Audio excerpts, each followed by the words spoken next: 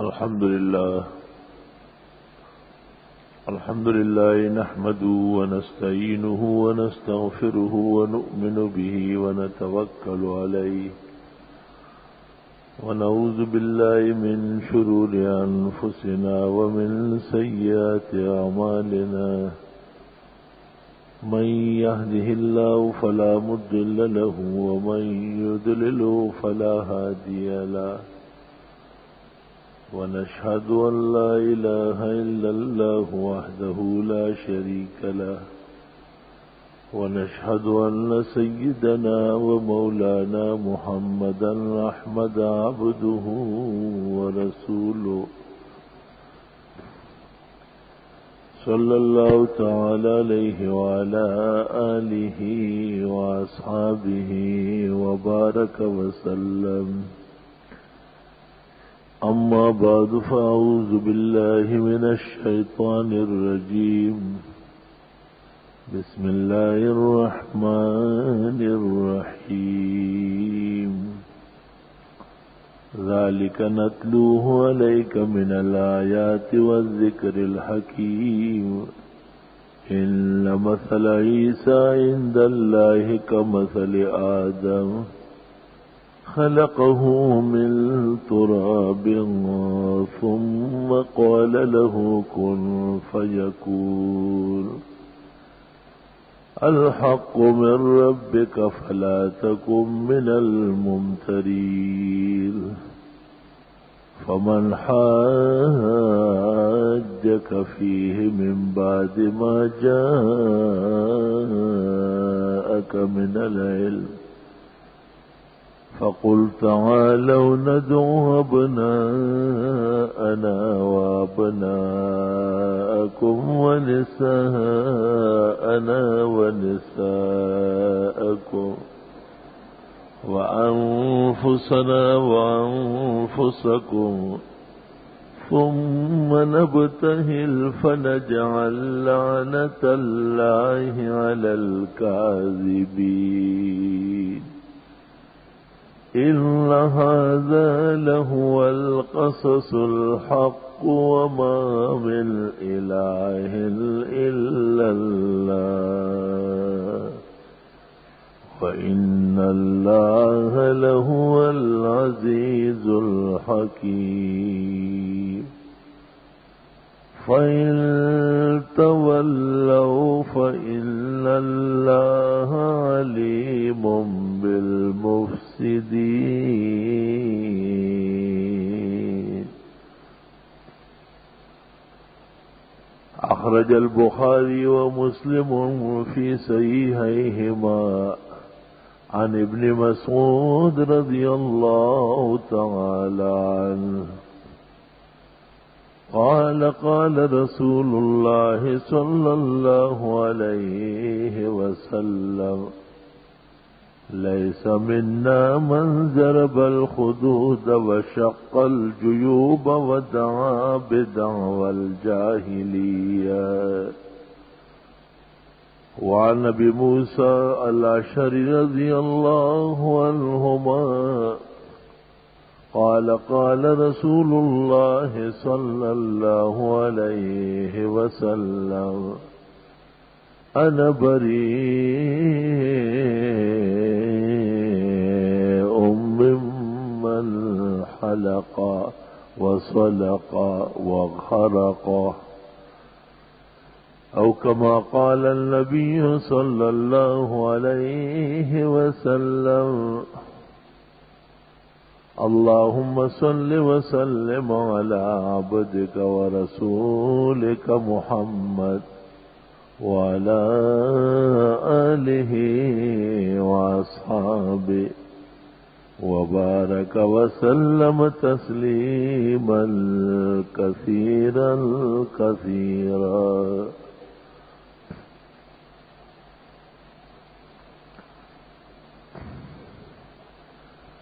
بنو مائی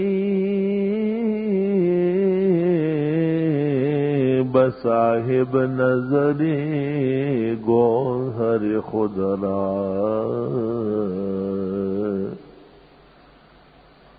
بنو مائی بصاحب نظر گوہر خود را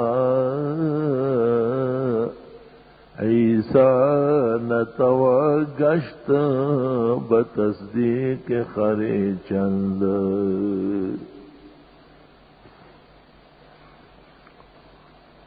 قابل قدر بزرگوں، محترم بھائیوں اور عزیز سامعین، گزشتہ جمعہ میں نے یہی آیتیں تلاوت کی تھی، لیکن اس سے متعلق ابحاث تو ہوئی ہے، لیکن آیات کا مطالب اور مفاہیم جو گفتگو کا مقصود تھا وہ آج عرض کرنے ہیں.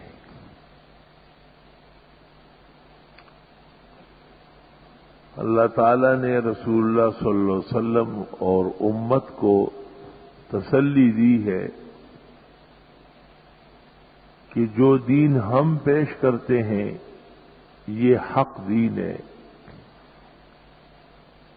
اور اس میں دونوں جہانوں کا فائدہ ہے. جو ادیان اس سے متصادم ہیں وہ کسی کے بھی ہے، وہ غلط ہے اور ہمارے ہاں ناپسندیدہ ہے. ذالک نتلوہ علیک من الآیات والذکر الحکیم. یہ ہم جو آپ کو پڑھ کر سناتے ہیں یہ دو ٹوک فیصلے ہیں. ذالک نتلوہ علیک من الآیات، دو ٹوک فیصلے. دو ٹوک فیصلہ اس کو کہتے ہیں کہ اس سے پہلے یا اس کے بعد اس کے خلاف نہ ہو.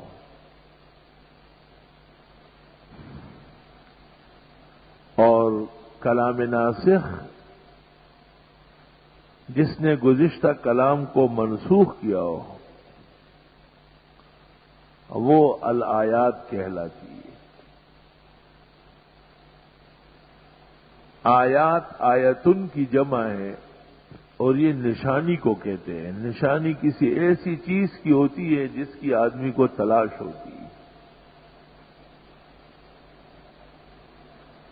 آپ سب لوگوں میں ایک آدمی کو ڈھونڈ رہے ہیں تو اس کی نشانی ہے، رنگ جانتے ہیں، اس کے کپڑے پہچانتے ہیں، اس کی ٹوپی آپ کے ذہن میں ہے کہ اس رنگ کی ٹوپی اوڑھتا ہے. آپ سے جب کوئی چیز گم ہو جاتی ہے اور آپ اسے تلاش کرتے ہیں تو پہلے نشانیاں بتاتے ہیں.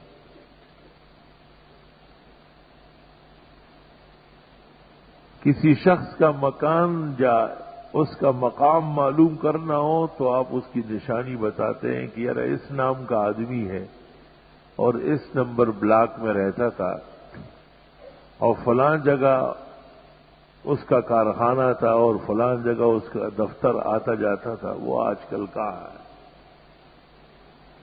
یہ دستور ہے انسانی تہذیب کا کہ کسی تلاش اور جستجو کے لیے نشانی چاہیے. ذالک نتلوہ علیک من الآیات. یہ ہم جو آپ کو پڑھ کر سناتے ہیں یہ بڑی دو ٹوک باتیں ہیں، اور اس میں بھول چوک کا کوئی احتمال نہیں ہے اور اس میں کوئی غلطی اور خطا نہیں ہو سکتی.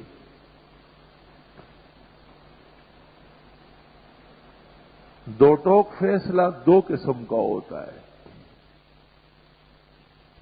کبھی ایک دو ٹوک فیصلہ ایسا بھی وارد ہوتا ہے کہ اس کا ماننا انسان کے لیے بڑا دشوار ہوتا ہے، لیکن ماننا پڑتا ہے. ایک شخص کے قرض آپ کے اوپر ہے اور آپ نہیں دے رہے تھے اور 10 آدمی بیٹھ گئے، انہوں نے فیصلہ کیا کہ آج دینا ہے. آپ مجبور ہیں، گھر بیچے یا مکان بیچے یا کوئی پلاٹ بیچے یا سونا اور چاندی نکالے، لیکن اس کا قرضہ آج فیصلے سے مجبور ہو کے دینا ہے. یہ بھی دو ٹوک فیصلہ ہو گیا۔ ایک شخص نے چوری کی تھی اور چوری ثابت ہو گئی اور شرعی آئین نافذ تھا، تو فیصلہ ہو گیا کہ بھئی اس کا ہاتھ کاٹا جائے، دو ٹوک فیصلہ ہے۔ وہ رضامند ہے یا نہیں ہے، فیصلہ ہو چکا ہے۔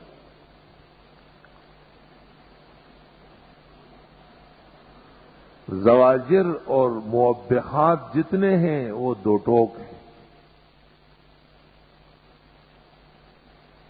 اس لیے شرعی حدود اور تعزیرات کسی کے لیے معاف نہیں ہوتے ہیں۔ نہ قاضی معاف کر سکتا ہے اور نہ امیر المومنین۔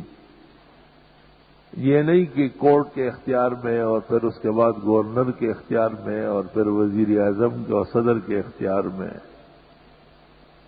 یہ انسانوں کی بنائی ہوئی سزائیں ہیں، اس لیے انسان معاف کر سکتے۔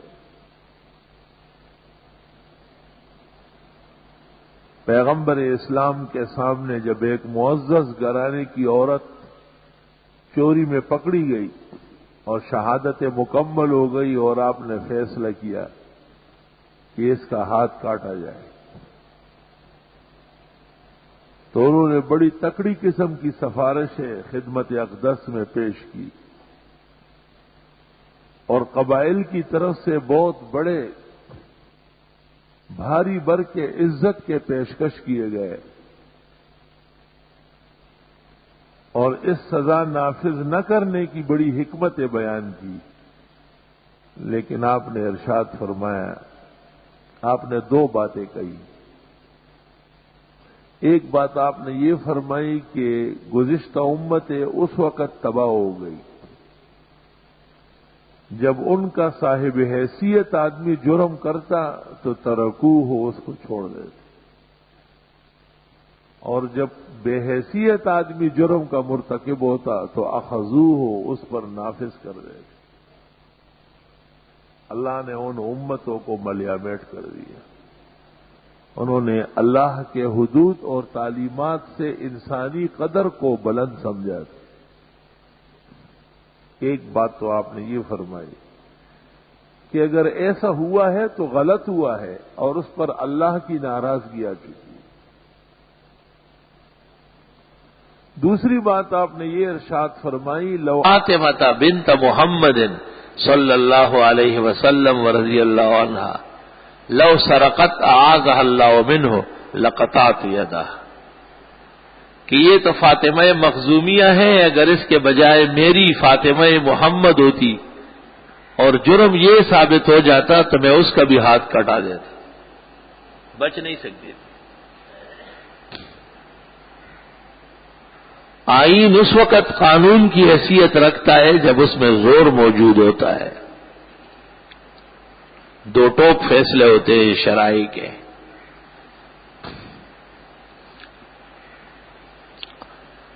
اس جگہ جو آیات ارشاد فرمائی کہ ہم جو آپ کو پڑھ کے سناتے ہیں یہ دو ٹوک فیصلے ہیں، تو ساتھ فرمایا وذکر الحکیم، سمجھ میں آنے والی باتیں۔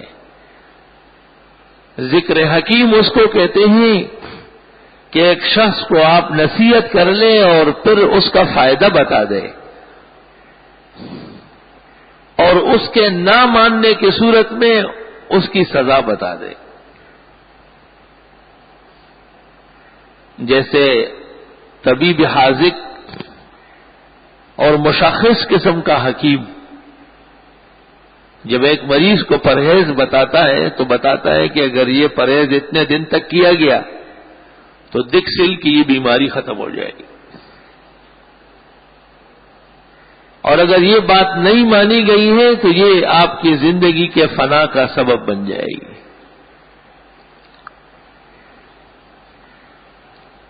اس کو ذکر حکیم کہتے ہیں۔ ماں بچے کو روکتی ہے کہ سخت بارش اور جھاڑا ہے، باہر مت نکلو، تو جب وہ نہیں مانتا ہے تو اس کو پھر راضی کرتی ہے کہ نمونیا ہو جائے گا، سخت سردی لگ جائے گی، بیمار پڑ جاؤ گے۔ جب وہ اس پر بھی رضامند نہیں ہوتا تو پھر اس کو سویٹر اڑاتی ہے اور گرم کپڑے پہناتی ہے اور چادر اور دستانے اور جرابے اور بوٹ کساتی ہے. چل اب ذکر حکیم ہے نا، ایک حکیمانہ طریقہ کار ہے. حکیمانہ طریقہ کار اس کو کہتے ہیں کہ جس میں اس شخص کے فائدے کا پورا لحاظ کیا گیا ہو اور اس کو نقصان سے ہر طرح بچایا گیا ہو، اس کو ذکر حکیم کہتے ہیں.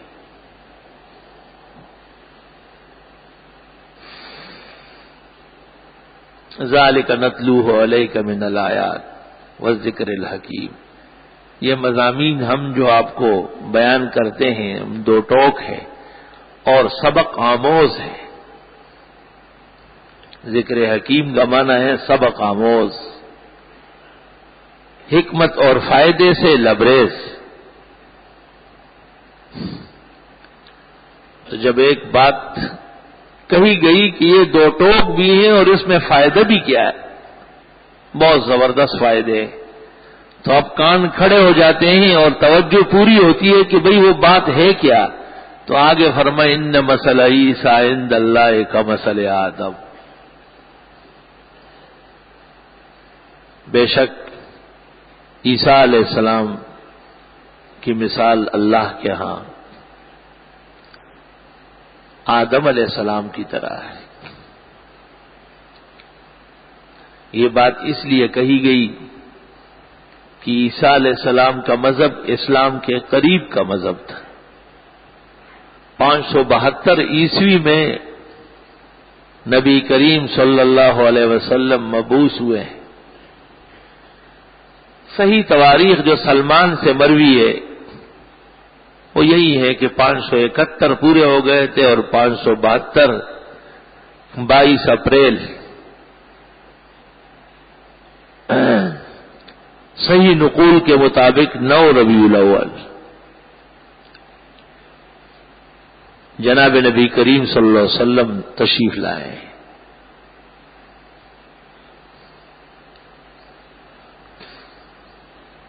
عیسیٰ علیہ السلام بڑے معجزات کے پیغمبر تھے. حضرت عیسیٰ کا وجود معجزہ تھا. بغیر مس بشر کے بطن مریم سے پیدا ہوئے، نفخ جبریل سے. کلمتہ القاہا الی مریم وروح منہ. اللہ کا ایک کلمہ تھا جو مریم کے پاس بھیجا ہے اور اللہ تعالی نے اپنے خاص قدرت سے اس کی روح پیدا فرمائی.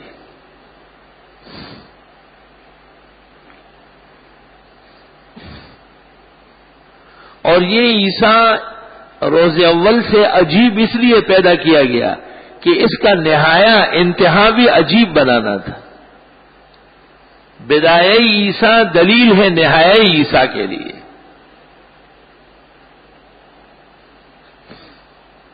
مشہور مناظر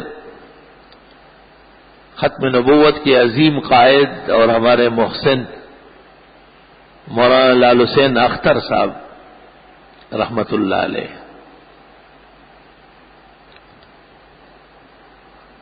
انہیں مرزائیوں نے جامعہ ازہر مصر میں اعلیٰ تعلیم دلوائی اور آج سے 70 سال پہلے ان کی تعلیم پر 10 سال کے اندر 10 لاکھ پاؤنڈ خرچ کیے گئے. مرزائی کا جو بجٹ ربے سے شائع ہوا ہے اس کے تیسرے صفحے پر ان کا ذکر ہے. اور اس کی ضرورت ان کو اس لیے پیش آئی کہ مولانا انور شاہ صاحب اور ان کے شاگردوں نے مرزائیت کو علمی طور پر یتیم کر دیا تھا، شکست فاش دی تھی. مولانا انور شاہ صاحب رحمت اللہ علیہ ہندوستان میں ایسے عالم ہوئے ہیں کہ حقیقت میں دنیا عرب میں بھی اس کی مثال نہیں ہے. قریبی 500-600 سال میں کسی سرزمین پر اتنے خبیر اور غزیر العلم عالمی کی اطلاع نہیں ملی. تو حضرت فرماتے تھے کہ میرے یہاں ہندوستان میں رہنے اور پیدا ہونے کے مقاصد دو معلوم ہوتے ہیں. ایک تو حنفیت کی تائید جو حق مذہب قرآن و سنت کے عین مطابق، اور دوسرا یہ جو انگریزی فتنہ پیدا ہوا تھا مرزائیت، اس کی جڑیں کھوکھلی کرنا اور کائنات کو سمجھانا کہ یہ بالکل جھوٹا فرقہ ہے اور ان سے پرہیز کیا جائے. ہمارے استاد مولانا یوسف بنوری جو حضرت شاہ صاحب کے علوم کے امین و حامل تھے اور آخری شاگرد تھے بستر مرگ پر، حضرت فرماتے ہیں بلکہ مولانا یوسف لدھیانوی نے جو حضرت شاہ صاحب کی کتاب خاتم النبیین فارسی کا اردو میں ترجمہ کیا ہے، اس کے شروع میں حضرت بنوری اپنے قلم سے لکھتے ہیں کہ ہمارے استاد مولانا انور شاہ سے جب سال کے اخیر میں دیوبند سے فارغ ہونے والے طلباء کو آخری نصیحت کرتے تھے، اور جب یہ جملے ارشاد فرماتے تھے کہ اگر بروز حشر نبی کریم صلی اللہ علیہ وسلم کی شفاعت چاہیے تو آپ کی نبوت کو جھوٹے دعوے داروں سے بچائیے. اور یہ کلمات شاہ صاحب ایسے درد سے فرماتے تھے جیسے ان کے دل میں شگاف ہو چکا ہے اور خون کے بڑے بڑے قطرے نیچے ٹپک رہے ہیں. ایسے درد و سوز سے اپنے شاگردوں کو متوجہ فرماتے تھے. اور اسی بیماری کے عالم میں حضرت باولپور کی عدالت میں مرزائیوں کے خلاف پیش ہوئے اور تاریخی بیان شاہ صاحب کا ہوا ہے. پوری دنیا کی عدلیہ اس بات کی نظیر نہیں پیش کر سکتی کہ کسی نے زبانی طور پر عدالت کے روبرو 2-2.5 ہزار کتابوں کے جلد اور صفحے لکھوائے ہو. عدالت کے اندر شاہ صاحب ججوں کی درخواست پر بیٹھ گئے تھے، حضرت بولتے تھے اور سب لوگ لکھتے تھے اور کتابوں کے انبار لگ گئے کہ ایک صفحہ ایک سطر اوپر نیچے نہیں تھا. اور عالم یہ تھا کہ اس سے پہلے جب حضرت آ رہے تھے تو بستر سے خون ٹپکتا تھا نیچے، لیکن جب فیصلہ کیا کہ میں خود جاؤں گا تو خون رک گیا، بالکل رک گیا. اور جب یہاں سے واپس ہو گئے ہندوستان تو پھر شروع ہو گیا. فرمایا بس اب ارمان پورا ہو گیا، میری اس پیشی سے اور دلائل دینے سے قیامت تک مرزائی سر نہیں اٹھائیں گے. اب سازشیں کریں گے، علمی طور پر کوئی کام نہیں ہوگا. اور پھر انہوں نے اپنے بڑے قابل شاگردوں کو مرزائیت کے پیچھے لگایا اور ان کو کہا کہ امت کو اس فتنے سے بچائے. ان میں مفتی محمد شفیع صاحب، مولانا بدر عالم، مولانا ادریس کاندیلوی اور ہمارے استاد حضرت بنوری جن کی امارت و سیادت میں اللہ نے ختم نبوت کا مسئلہ حل کیا. عطا اللہ شاہ بخاری جیسے خطیب ایشیا کو بلایا اور کہا کہ بس اور مسئلے چھوڑو اور مرزائیت پر واز کرو، ختم نبوت بیان اور باتیں چھوڑو، قیامت کے دن میں آپ کی شفاعت کروا کے رہوں گا.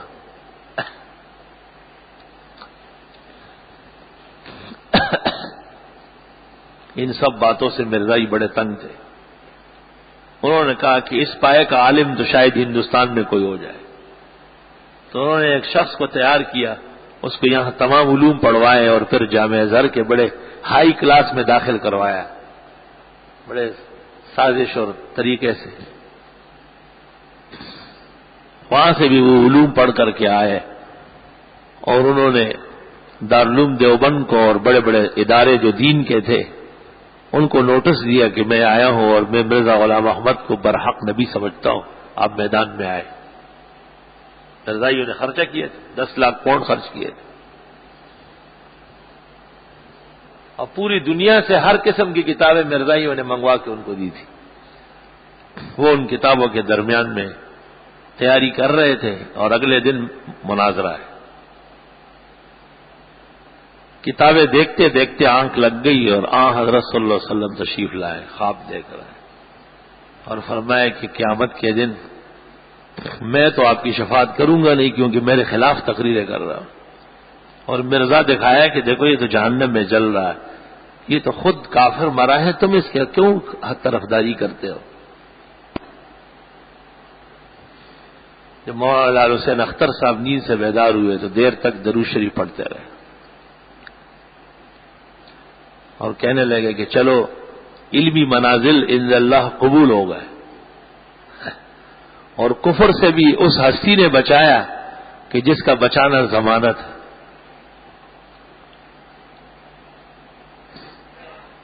اور انہوں نے مناظرے کے سٹیج پر آ کر کے ایک عجیب مقالہ پیش کیا۔ کئی مرزائی تو اس صدمے سے مر گئے، وہ تو مر ہی چکے ہیں۔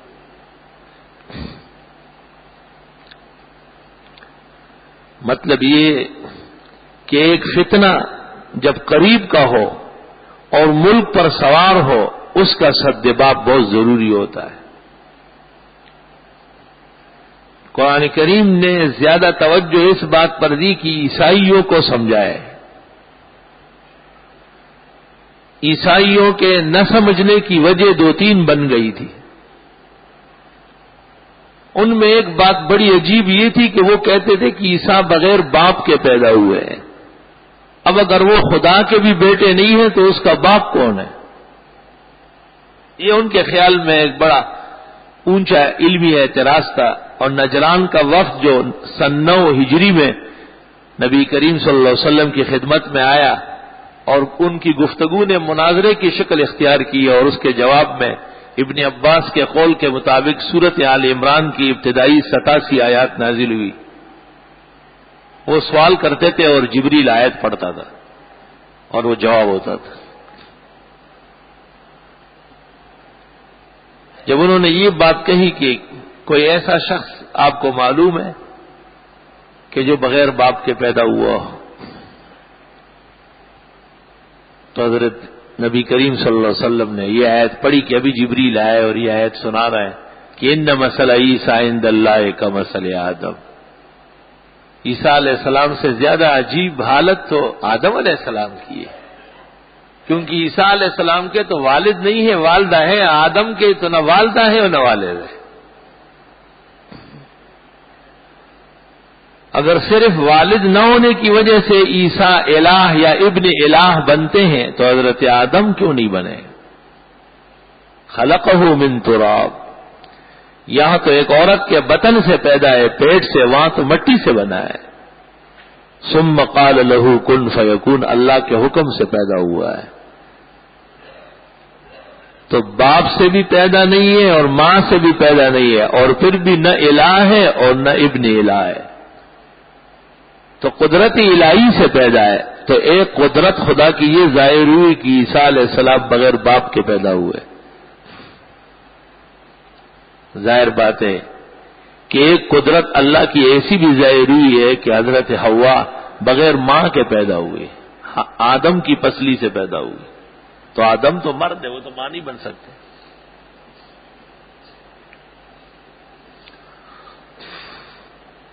ان مثل عیسیٰ عند اللہ کمثل آدم۔ اس سے پہلے اور اس کے بعد عیسائیوں کی بے راہ روی بیان فرمائی کہ یہ اصول ہدایت سے ہٹ گئے ہیں، کیونکہ عیسیٰ علیہ السلام کے سلسلے میں یہ تجاوز کر رہا ہے۔ ہم جب اس آیت کو پڑھتے ہیں تو ہمیں 2 جماعتیں نظر آتی ہے کہ اسلام کا نام لیتی ہے لیکن اسلام کے اصول سے ہٹی ہوئی ہے۔ ایک مبتدئین اور بدعت کے ٹھیکیداران، قبر پرست، غیر اللہ سے مانگنے والے اور قبروں کے پجاری۔ ایک بدعتی حج سے آیا، مجھ سے ملنے آیا۔ میں نے کہا کہاں گئے تھے؟ کہنے لگا حج کرنے۔ میں نے کہا کہاں؟ کہیں لوہاری وہاری میں تو حج کرنے نہیں گئے؟ ان کے یہاں ایک لوہاری ہے، وہاں بڑی قبریں ہیں۔ اور کہ نہیں توبہ۔ تو میں نے کہا مکہ میں آپ کا حج مکمل ہو گیا، وہاں تو کوئی قبر نہیں جس کی آپ طواف کر لے یا چادر چڑھا لے یا وہاں شیرینی تقسیم کر لے یا ریوڑی ویوڑی بانٹے آپ، تو آپ کا حج کیسے ہو گیا اور آپ کے دل کو آرام کیسے ہے؟ میں نے کہا تمہیں پتہ ہے کہ بیت اللہ سے لے کر جبل ابی قبیس تک 500 پیغمبر مدفون ہیں، قبر ہے وہاں، کوئی نشان لگا ہے؟ کہ وہاں تو کوئی نہیں دیکھا۔ میں نے کہا حتیم اور ملتزم کے درمیان ابراہیم علیہ السلام، اسماعیل علیہ السلام اور ان کی والدہ حضرت ہاجر کی قبریں دیکھ لیا آپ نے؟ کہنے لگے نہیں وہاں تو نہیں۔ میں نے کہا سبق کیا ملا اس سے؟ کہ قبر پر جب زمانہ گزر گیا قبر ختم ہو گئی۔ قبروں کے ساتھ دل باندھنا نہیں ہوتا ہے، نہ قبروں کو دیر تک رکھنا ہوتا ہے۔ صرف ایک قبر ہے دنیا میں جو قطعی اور یقینی ہے، اور اس کی اللہ نے ایسی حفاظت فرمائی جیسے اپنے کعبے کی حفاظت فرمائی۔ فورس کڑی ہے، اور سلام اور نمستے تو چھوڑو، دعا کے لیے ہاتھ نہیں اٹھا سکتے۔ کہتے ول وجہ کیلل کے قبلے کی طرف ہو جاؤ۔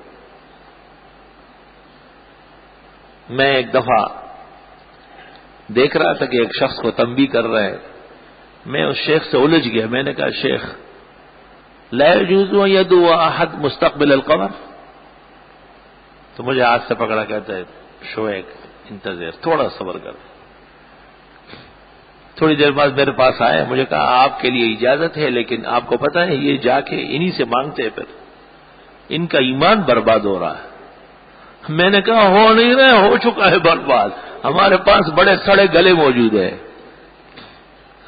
وہ سمجھ رہے کہ ابھی ہونے والا ہے۔ میں نے کہا وہ بہت آگے بڑھے ہیں، وہ سڑ گل چکے ہیں وہ بالکل۔ تو وہ بدعتی جس نے دیکھا کہ میں نے اس شیخ کو تھوڑا ذرا سمجھانے کی کوشش کی، مجھے کہتے ہیں بڑا دل خوش ہوا، یہ لوگ تو بزرگوں کو مانتے نہیں۔ میں نے کہا جتنا یہ مانتے ہیں اتنا ماننا ہمیں آتا ہی نہیں۔ ہم کتنی بڑی بڑی باتیں کرتے ہیں، لیکن کسی ایک قبر کو آپ کے ظلم سے ہم بچا سکتے ہیں؟ نہیں بچا سکتے۔ مگر یہ غیرتی قوم ہے، ان میں اللہ نے نبی بھیجا تھا، اللہ جانتے تھے کہ یہ سنبھال سکتے ہیں۔ پوری حکومت کی طرف سے ڈنڈے سوٹوں کے ساتھ لوگ کھڑے، زیارت ہوگی، زیارت سنت ہے، درود شریف پڑھا جائے گا، اور کوئی کام نہیں کر سکتے۔ اور جناب نبی کریم صلی اللہ علیہ وسلم کا غیرت بھرا معجزہ ہے۔ اللہ تعالیٰ نے آپ کی شان، مقام اور انجام سب محفوظ فرمائے ہیں۔ حاجی حج کر کے آتے ہیں، لیکن افسوس کہ سمجھنے کی کوشش نہیں کرتے۔ 4 مقام پر حاضری ضروری ہے۔ کعبۃ اللہ میں کوئی قبر نہیں ہے، مینا میں کوئی قبر نہیں ہے، 3 مورتیاں ہیں جو بھی شیطان کی، مارو پتھر مارو۔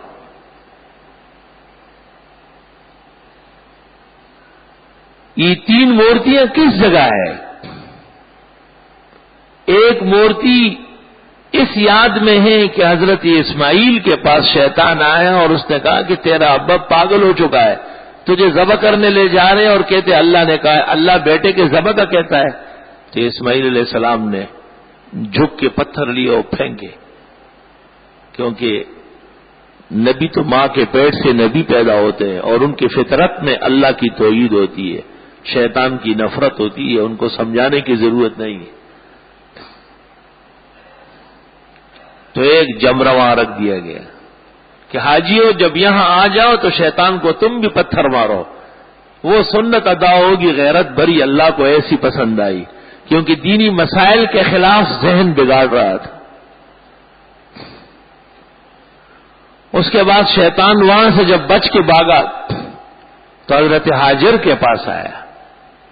عورتیں ذرا طبعاً کمزور ہوتی ہے اور اولاد سے بڑی محبت اور پیار ہوتی ہے، اور ہاجر کو کہا کہ بی بی آپ کو کچھ پتہ ہی ہے آپ کا خاوند کیا کہہ رہا ہے؟ یہ کہتے ہیں مجھے خدا کا حکم ہوا ہے اور اسماعیل کو ذبح کرنا ہے۔ خدا کا حکم نہیں ہوا، یہ تو میں نے ان کے دل میں ڈالا ہے۔ خدا تعالیٰ کبھی کسی کو یہ کہتا ہے کہ بیٹا ذبح کرو؟ تو ہاجر کا بھی اللہ کے حکم پر ایمان تھا، اور حضرت ابراہیم کے رسالت پر پورا ایمان تھا۔ رسول کی رسالت پر ایمان مضبوط ہونے کے بعد شیطان کے شر سے بچنا آسان ہوتا ہے، یہ اصول ہے۔ وہ بھی جھکی اور کنکر لے کے مارا اسے، کہ جو لوگ ہمیں دین اور نبی کی تعلیم سے ہٹاتے ہیں وہ رجم کے قابل ہے۔ یہ مسئلہ معلوم ہوا ہے۔ حاجی مزاجی جاننے کی کوشش نہیں کرتے، بس بھاگتے ہوئے آ رہا ہے۔ بھاگتے ہوئے آ رہے ہیں۔ کاش کی حکومت سعودیہ کو یہ عقل آ جاتی ہے اور یہ اس حج کے موسم پر حج کا ایک سبق جاری کرتے۔ ٹھیک ہے وہ بہت کچھ کرتے ہیں جو ہمارے خواب و خیال میں بھی نہیں آتا ہے، وہ شاہانہ طور پر کرتے ہیں، خدا انہیں سلامت رکھے اور دیر تک عزت سے رکھے، لیکن اس سے بڑھیا کام بھی وہ جانتے ہیں اور کر سکتے ہیں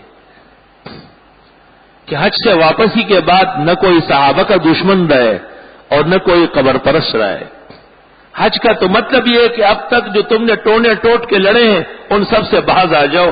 عبادت اس کو کہتے ہیں۔ دیکھو اس میں کوئی قبر نہیں، کوئی عرس نہیں، سراپتیجہ چیلم نہیں، کوئی چیز سوائے حجر اسود کے چومنے چاٹنے کا قابل نہیں، سوائے زمزم کے کوئی تبرک نہیں۔ تبرک اور برکت اور چومنے کی جگہ وہ ہوگی جو شریعت اجازت دے دے آپ کو۔ حضرت عمر جب طواف کر رہے تھے وہ حجر اسود پہ آ کر کے سر رکھتے تھے اور چومتے تھے تو فرماتے تھے انی لعالم انک حجر لا تنفع ولا تضر، مجھے پتا ہے آپ پتھر ہی ہیں، نہ نفع دے سکتے ہیں نہ نقصان۔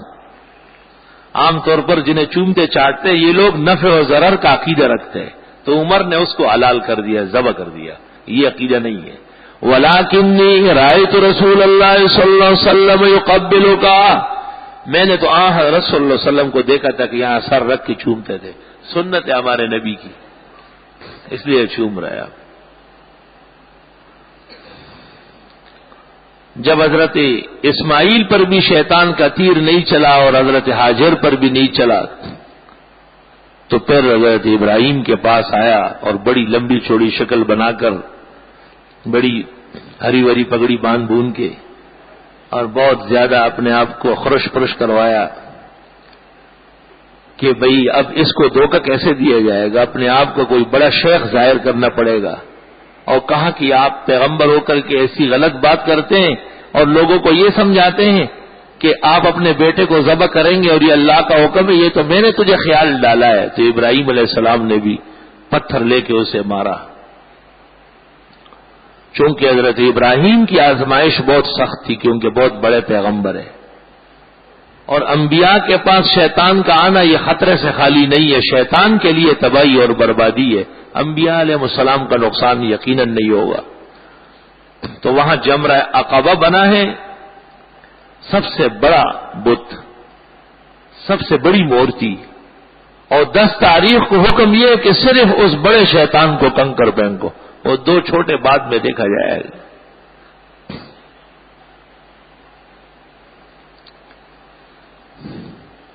شیطانوں کو کنکر مارے اور ابراہیم علیہ السلام پر 2500 سال گزر کے محمد الرسول اللہ صلی اللہ علیہ وسلم آئے، اور یہ عمل اتنا پسندیدہ تھا کہ محمد الرسول اللہ صلی اللہ علیہ وسلم کو بھی اللہ تعالیٰ نے کہا کہ حضرت آپ بھی یہاں 3 دن پتھر مارے، اور امت کو بھی کہے کہ مارے ہیں آپ۔ اور حدیث میں ہے کہ وہاں جب حاجی رجم کرتے ہیں، رمی کرتے ہیں، کنکر مارتے ہیں، پوری دنیا کے اندر جہاں کہیں شیطان ہے اس کو چوٹ لگ جاتی، اس کنکر کا اس پہ اثر ہو جاتا ہے، وہ چوٹ لگتے ہی خون خون ہو جاتا ہے۔ لیکن حاجی وہ جو توحید کے عقیدے کے ساتھ کنکر مارے، جو خود بھی درباروں پہ حاضری دیتا ہو اور وہاں کے جھاڑو چوبتا ہو اور چادریں چڑھاتا ہو، تو شیطان کہے گا کہ یہ تو میرا ماموں ہے، میں نے تو کم کیا ہے، یہ تو ابھی تک کر رہا ہے، اور میں تو پہلے کا لعنتی ہوں، یہ تو محمد الرسول اللہ کو نبی مانتے ہوئے سارا کفر و شرک کر رہا ہے، اس کو تو شرم و حیا نہیں ہے، تو اس کے کنکر اس کو نہیں پڑیں گے۔ وہ کہیں گے یہ تو میرا بھائی ہے، بھائی کے کنکر کچھ بھی نہیں کرتا۔ کنکر تو موحد کے پڑتے ہیں، جس نے اخلاص توحید کے ساتھ وہاں کنکر مارے اور اس عقیدے سے کہ عمر بھر عقیدے میں توحید اور عمل میں سنت کو لازم پکڑوں گا۔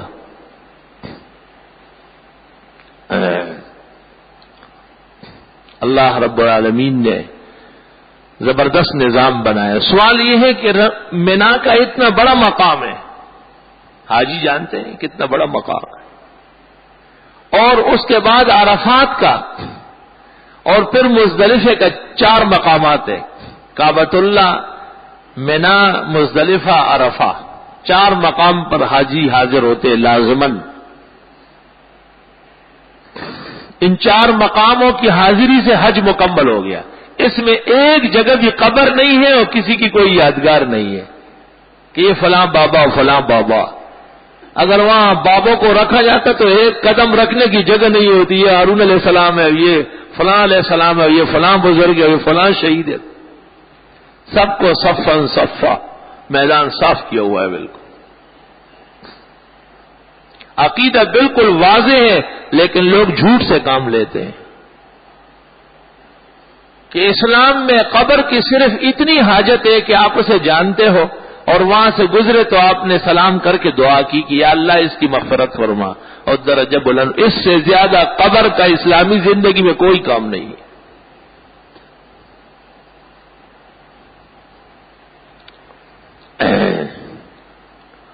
اللہ، یہ آیت جب نازل ہوئی کہ حضرت عیسیٰ کی حالت جاننے کے لیے حضرت آدم کی حالت جان لو.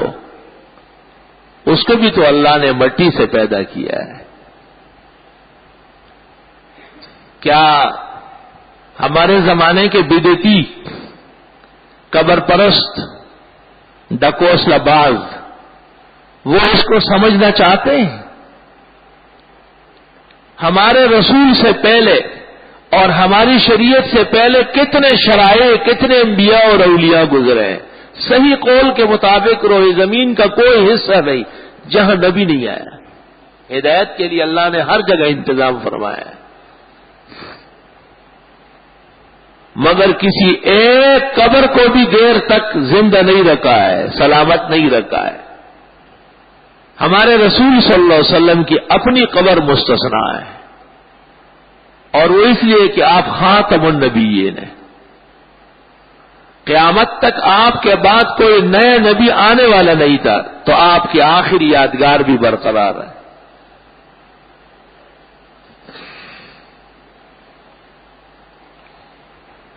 کیونکہ حضرت کا وصال ہونا، آپ کا جنازہ ہونا، آپ کا قبر میں مدفون ہونا، آپ کی زیارت کے لیے کائنات کا جانا، یہ توحید کے عقیدے کی بنیاد ہے. آپ تشریف لائے اور تشریف لے گئے، آپ کا جنازہ پڑھا گیا. جنازہ زندوں کا نہیں پڑھا جاتا ہے، جنازہ مردے کا ہوتا ہے. آپ کی قبر بنی ہے، قبر زندے کی نہیں ہوتی، مردے کی قبر ہوتی ہے. آپ کی زیارت کے لیے جانا سنت طریقہ ہے، آداب مدینہ اور بہترین اعمال بل تقرب الی الواجبات کما قال الفقہاء، تاکہ دنیا آئے اور اپنے لیے یہاں اللہ سے خیر مانگے اور سمجھے کہ سب سے بڑی قبر قبور کی سردار، آسمان کے نیچے زمین کے اوپر مبارک ٹکڑا، وہاں پر بھی ان سے مانگنے کی اجازت نہیں ہے. ہاں سنت کے مطابق یہ درخواست کہ قیامت کے دن آپ میری شفاعت فرمائیں، ہم یہاں بھی درخواست کرتے ہیں اور وہاں بھی. وہاں خطاب کے صیغے کے ساتھ، کیونکہ عند القبر سما ثابت ہے.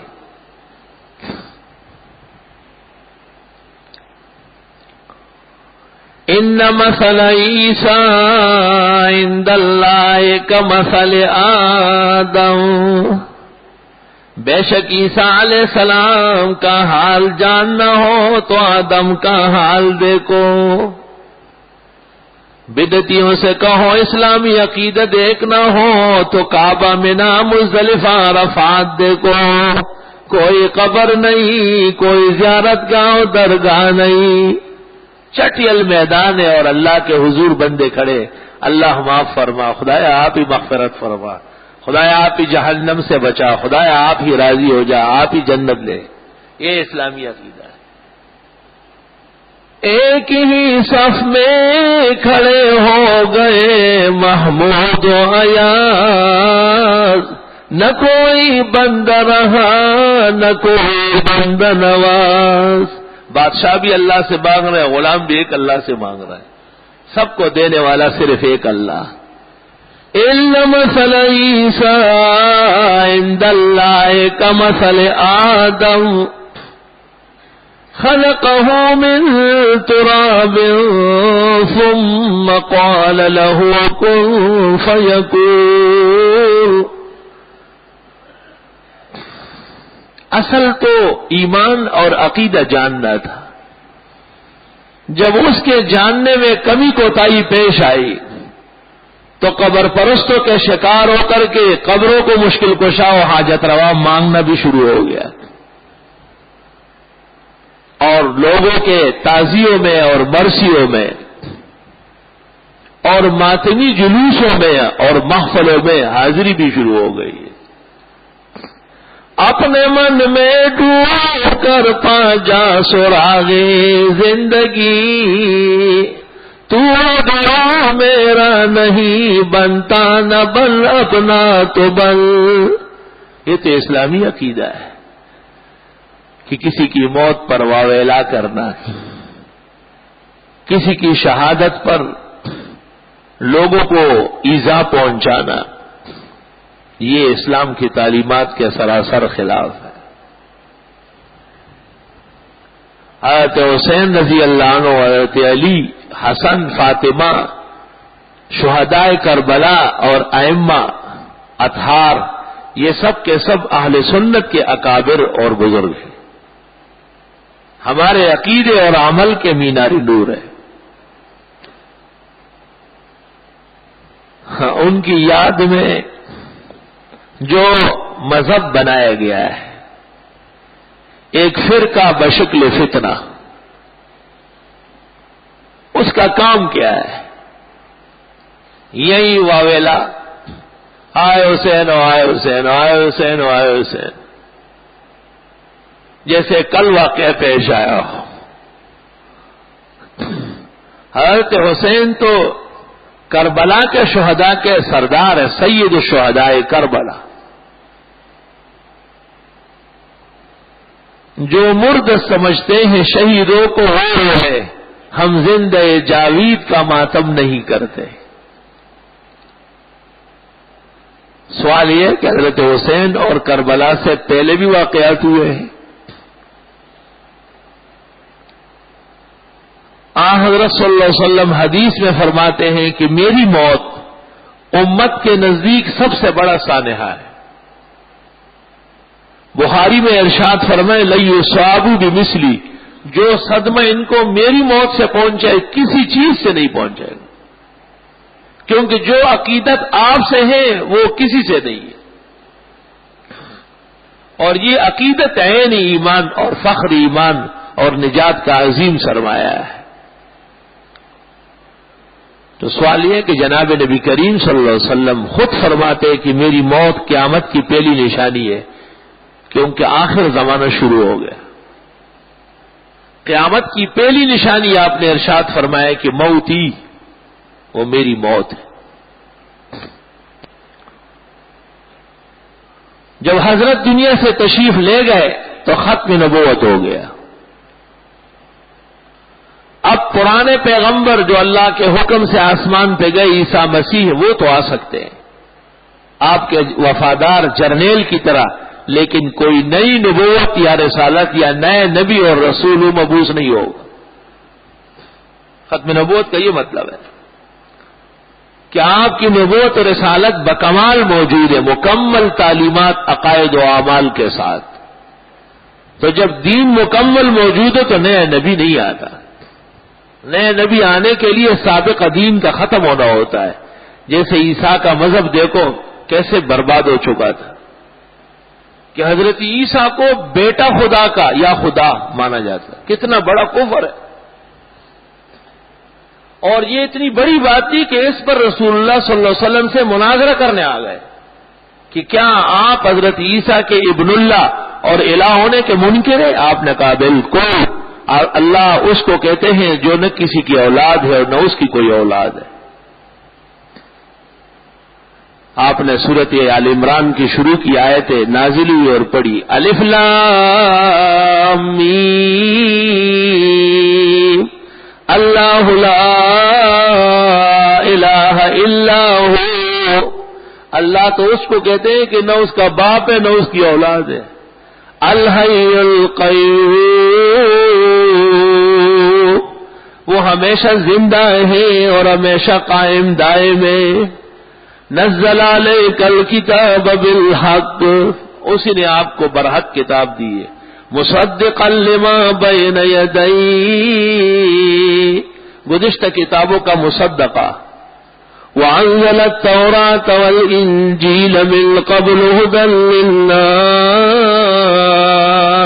اور اس سے پہلے انجیل اور توریت بھی ہدایت کی گنجیلیں تھے، لیکن اب وہ ختم ہو چکی، تعلیمات باقی نہیں، عقائد برباد ہو گئے.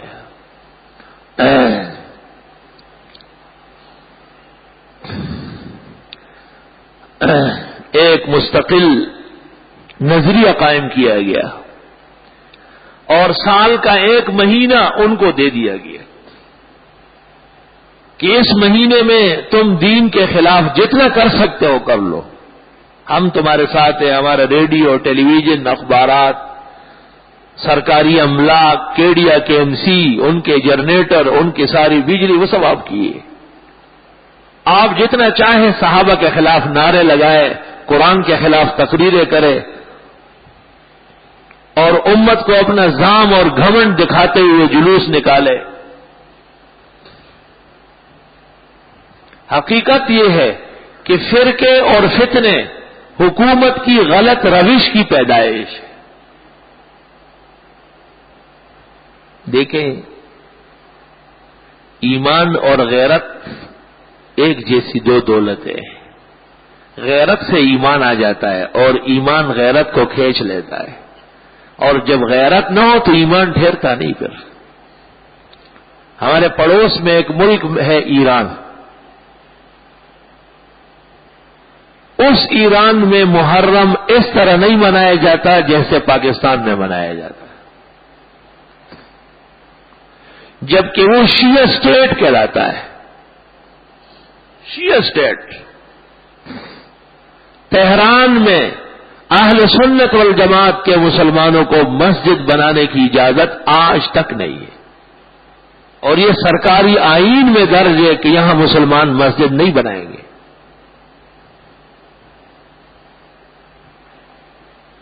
اس ملک میں سال کے 12 مہینے میں کسی ایک دن بھی مذہبی جلوس کی اجازت نہیں، بالکل اجازت نہیں.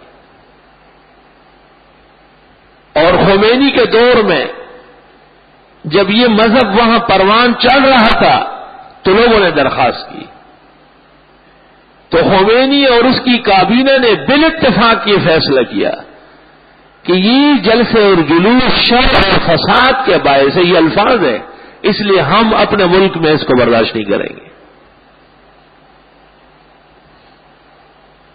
وہاں کسی بھی مذہبی جگہ کے باہر چند افراد کھڑے ہو کر کے کچھ نعرے اور ترانے لگائے، اس کی اجازت نہیں.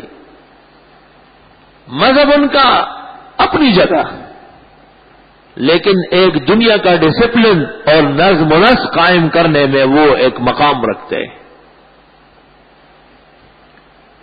کہ اتنی بڑی حکومت بنانے کے باوجود اس مذہبی سازش کے شکار نہیں ہوئے ہو. لیکن ہمارے ملک میں آپ دیکھ رہے ہیں ان دنوں میں خبر رسائیں ایجنسیاں، نشر و اشاعت، میڈیا مکمل طور پر کربلائی بن جاتا ہے، اور ان کی دیکھا دیکھی ہمارے بعض پاگل خیال لوگ، عقل کے بے پیندے، وہ بھی کالے قلم میں لگ جاتے ہیں کہ شاید یہ بھی کوئی کار ثواب ہے.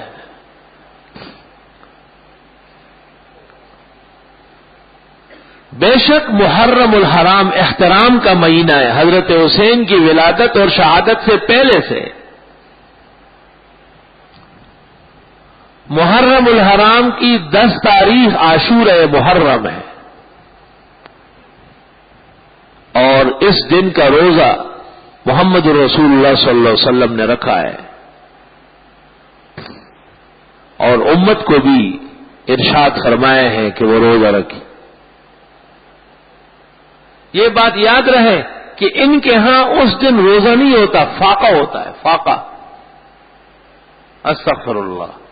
دن بھر کچھ کھائے پیے نہیں اور روزے کی نیت نہ کرے، پورا مقابلہ ہے تاکہ ثواب نہ ملے. فاقے کا ثواب نہیں ہوتا، ثواب تو روزے کا ہوتا ہے. اگر کوئی نماز نہ پڑھے اور نماز کی طرح اٹھک بیٹھک کرے تو فقہاء لکھتے کفر ہے، نماز کی نقل اتار رہا ہے. اگر کوئی حج نہ کرے اور اپنے گھر کی چھت پہ کھڑا ہو جائے کہ آج عرفہ ہے یا اللہ یا اللہ، تو کنز میں ہے وہ تعریف لے سبے شے، یہ خواہ مخواہ کی ایک مذاق اڑانا ہے. اسلام میں نقل و حرکت پر بھی پابندی ہے کہ وہ بھی حدود شرع میں ہو.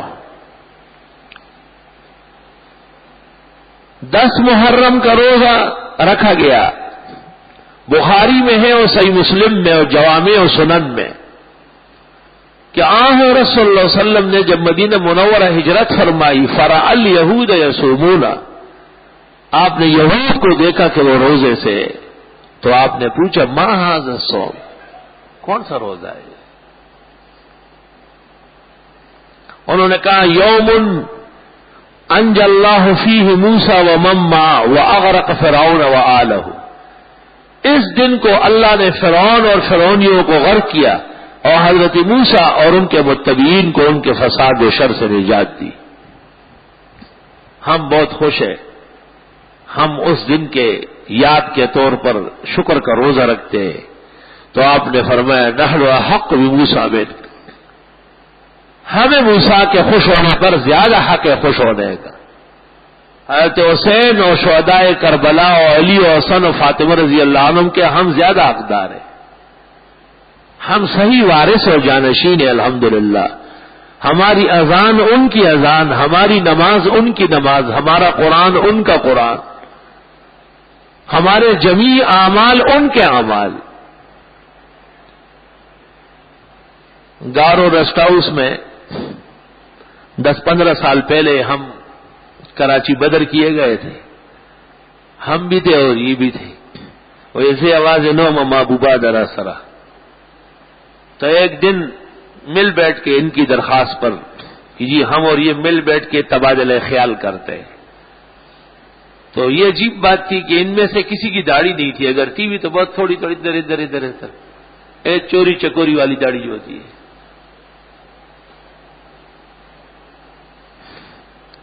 تو ایک دن میں نے ان سے پوچھا، میں نے کہا عجیب بات ہے کہ آپ ہمارے مقابلے کے سمجھے جاتے ہیں اور آپ کی داڑھی نہیں ہے. تو مجھے کہنے لگے کہ جی بس ہمارے ہاں اتنی داڑھی کافی ہے جو 40 قدم سے نظر آ جائے. تو اس زمانے میں خمینی کی تصویر اخبارات میں شائع ہوتی. تو میں نے کہا کہ خمینی کی اتنی بڑی داڑھی ہے، وہ داڑھی پوری تھی ان کے اہل سنت کی طرح، مکمل داڑھی. اور ایران کے علماء شیعہ کی بھی داڑیاں پوری ہوتی ہیں کیونکہ وہاں علم ہے، جہل نہیں ہے. میں نے کہا ان کی داڑھی تو پاکستان سے نظر آتی ہے اور آپ کہتے 40 قدم سے نظر آنا چاہیے. تو یہ مجھے کہتے ہیں کہ نہیں یہ بھی کافی ہے. میں نے کہا کافی اور ناکافی بعد میں ہے. آپ سے ایک بات پوچھتا ہوں اور آپ شہدائے کربلا کے سر کی قسم کھا کے کہے، کیونکہ یہ اللہ اور رسول کو کچھ سمجھتے نہیں ہے، بڑے شیطان ہیں، اس قسم کو ایسے ہی سمجھتے ہیں. تو جب میں نے کہا شہدائے کربلا تو یہ بالکل ایسے ہو کے بیٹھ گئے. میں نے کہا یہ بتاؤ کہ امام جعفر صادق کی داڑھی آپ کی طرح تھی یا ہمارے جیسے؟ تو کہنے لگے آپ کی طرح تھی. میں نے کہا زین العابدین اور باقر کی داڑھی آپ کی طرح تھی یا ہمارے ان علماء مولانا سندیار اور مولانا سلیم اللہ خان کی طرح؟ کہا نہیں آپ کے علماء کی طرح تھی. میں نے کہا حضرت حسین کی داڑھی اور حسن کی اور علی المرتضیٰ کی آپ کی طرح تھی یا ہماری طرح؟ تو کہنے لگا حضرت کیوں گناہگار کرواتے، یہ داڑھی تو کبھی ہوئی نہیں. کہ یہ تو کبھی ہوئی. میں نے کہا اب تو ہو رہی ہے نا، نئی فصل انگریزی جاپان سے بیج آیا ہے اور وہ نکل رہی ہے.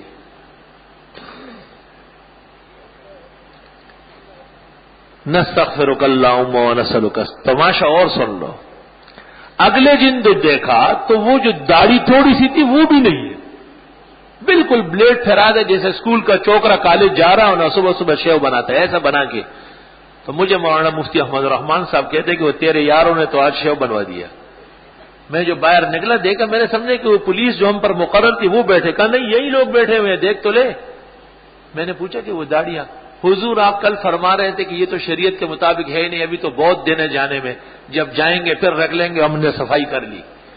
خدا کا کرنا یہ تھا اسی دن رہائی ہو گئی, اسی دن رہا ہو کے گھر آ گئے. اسی طرح آ گئے جیسے وہاں چٹا چٹو لا ترافی آئے وجہ ولا امتا. اللہ رب العالمین کا احسان و کرم ہے, ہمیں صراط مستقیم نصیب فرمایا ہے. یہ اپنے ہاں عجیب عجیب باتیں کرتے ہیں, لوگوں کو یہ تاثر دیتے ہیں کہ ہم شہدائے کربلا کے غم میں غمگین نہیں ہیں. اور یہ بڑے ہمارے بارے میں ان کی ایک تقریر سنی ہے کہ یہ بڑے خوش ہیں, ہمیں کہتے ہیں کہ بہت اچھا ہوا. میں نے کہا ہمارے ہاں آج تک کوئی ماں کا بیٹا ایسا پیدا نہیں ہوا. ہماری تعلیم 100% دین کی تعلیم ہے. اس موضوع پر سب سے بڑا آدمی جنہوں نے ان کے تار تار کیے ہیں اور چھرے چلایا ہے ہر میدان میں, امام ابن تیمیہ نے منہاج سنت نبویہ فی رد شیعۃ والقدریہ میں صاف لکھا والحق ان الحسین قتل مظلوما. حق یہ ہے کہ حضرت حسین ناحق مارے گئے اور وہ شہید ہے, ان کے رفقاء کے ساتھ زیادتی ہوئی ہے. یزید اور یزیدی حکومت نے ظلم کیا ہے اور اہل سنت والجماعت خاطبتاً اولین اور آخرین حضرت حسین, حسن, علی, فاطمہ, ان کی آل و اولاد, خاندان نبوت کے جملہ افراد چشم و چراغاں, ان سب کو دیدہ دل اور قرۃ العیون اور قرۃ القلوب سمجھتے ہیں. لیکن سوال یہ ہے کہ کسی کی موت یا کسی کی شہادت پر حکم کیا ہے شریعت کا؟ جو انداز انہوں نے اختیار کیا ہے خود ان کے علماء کا اعتراف ہے کہ یہ ہمارا مذہبی انداز نہیں.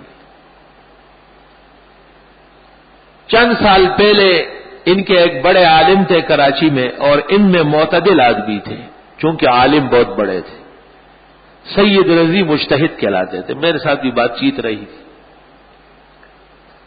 ایک اجلاس محرم کے سلسلے میں علماء کا بنوری ٹاؤن میں ہوا تو حضرت الاستاذ مولانا مفتی احمد الرحمان نے ان سے کہا کہ رضی صاحب آپ تو مجتہد کہلاتے ہیں, عجیب مجتہد ہو, جلوس کہاں ہے مذہب میں؟ کہا حضور بالکل نہیں, بالکل نہیں ہے. تو کہا آپ کہیں نا, کہ مجھے بدماشوں سے پٹوانا چاہتے ہیں؟ اور صاف کہا کہ اس علم کے باوجود میں ان میں پسماندہ ہوں کیونکہ میں علم کا احترام کرتا ہوں. اور کہا ہمارے ہاں جو مسائل پر چلتے ہیں ان کی کوئی حیثیت نہیں ہوتی, جو صرف جذبات اور نعرے لگاتے ہیں اور لوگوں کو انتہا پسندی سکھاتے ہیں وہی مذہبی لوگ سمجھے جاتے ہیں.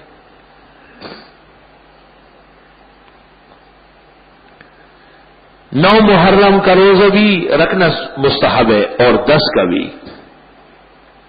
بعض علماء کا خیال یہ ہے کہ اگر 9 کا نہ رکھے تو 10 کا بھی نہ رکھے, ایک نہیں, اور اگر 10 کا رکھ لیے تو چلو 11 کا رکھے. لیکن مفتابی قول ہمارا یہ ہے کہ نہیں, 9 اور 10 یا 10 اور 11 دونوں رکھ سکتے ہیں.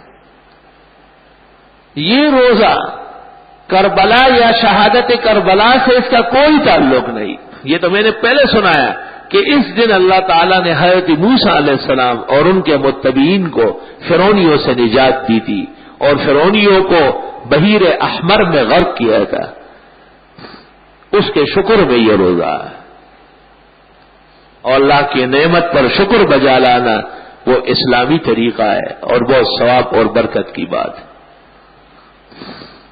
یہ روایات بھی حسن درجے کی مسلمہ ہے کہ من وسع علی عیالہ یوم عاشورہ, جس نے عاشورے کے دن اہل و عیال کے ساتھ بھی رزق میں وسعت کی, اس دن زیادہ پھل لے آئے, زیادہ سبزی گھر لے آئے, زیادہ کھانے پکوائے. سمجھ رہے ہیں اس بات کو؟ اللہ سال بھر کے رزق میں برکت دے دے گا، اور ایک روایت میں سال بھر کے گناہ معاف کر دے گا، اور ایک روایت میں ہے آنے والے غموں سے بچا دے گا۔ وابن تیمیہ طعن علی ہؤلاء الاحادیث وطعنہ مجروح وموضوع لا یلتفت الیہ۔ لیکن اس بات کو سمجھنا بھی بہت ضروری ہے، کھانے میں وسعت کب ہوتی ہے؟ گھروں میں کھانا بہت زیادہ کب بنتا ہے؟ کبھی غور فرمائیں، جب خوشی کا دن ہوتا ہے، عید کا دن بہت کھانے پکتے ہیں، شادیوں میں ایک کی جگہ 2 3 کھانے پکتے ہیں۔ عاشورائے محرم خوشی کا دن ہے، یہی تو حدیث کہہ رہی ہے کہ آج اپنے بال بچوں کے ساتھ، اپنے شاگردوں کے ساتھ، اپنے خادموں کے ساتھ، اپنے نوکروں کے ساتھ، ماتحتوں کے ساتھ، وہ ساتھ رزق کے ساتھ پیش آؤ، چیزیں ان کی دوہری کر دو، بڑا چڑھا دو، اللہ آپ کے رزق بڑھا دے گا، گناہ معاف کر دے گا، غم اور ہم دور فرما دے گا۔ اہل سنت بھی بعض چیزوں میں افسوسناک مقام پہ ہے، محرم میں خوشی کی تقریب نہیں کرتے، انا للہ و انا الیہ راجعون۔ محرم تو اسلام کا پہلا مہینہ ہے، درد و غم کا نہیں، اظہار مسرت کا مہینہ ہے۔ حضرت حسین کے واقعہ اور کربلا پر دکھ ہے، وہ اپنی جگہ ہے، لیکن اسلام میں دکھ اور درد کی تقریبات نہیں ہوتی، مسرت کی تقریبات ہوتی ہے۔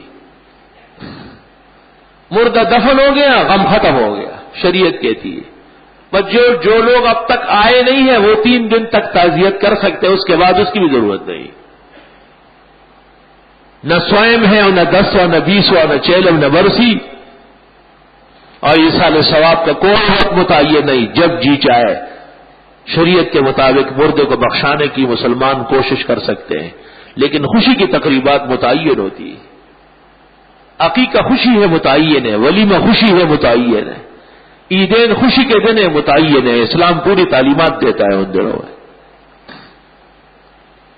اس لیے محرم الحرام کے مہینے میں تمام رسوم و بدعات سے اور فرائنہ اور اباطلہ اور مفسدین کے نقل و حرکت سے مکمل مجتنب رہنا، غیرت ایمان اور آن حضرت صلی اللہ علیہ وسلم کا اتباع سنت اور جمیع اصحاب کا اتباع، اور خاص کر حضرات شہداء کے ساتھ صلہ رحمی کا ایک عنوان ہے۔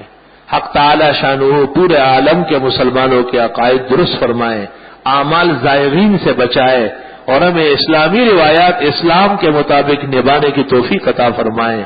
وآخر دعوانا الحمدللہ۔